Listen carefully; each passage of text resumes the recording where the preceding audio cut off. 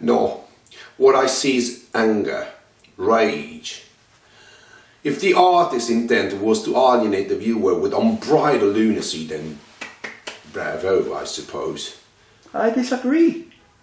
The wide brush strokes, vibrant colors, I find it rather creative. Everyone is entitled to an opinion. But if you're thinking of purchasing this, at least you should take a word of an expert. It's derivative, lacking in basic technique.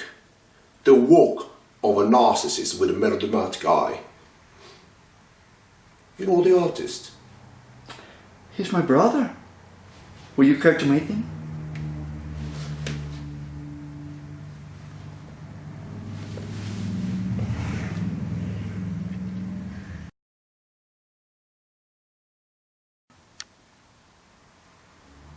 Now what I see is anger, rage. If the artist's intent was to alienate the viewer with unbridled lunacy, then bravo, I suppose. I disagree. The wide brush strokes, vibrant colors, I find it rather creative. Everyone is entitled to an opinion. But if you're thinking of purchasing this, at least take a word of an expert.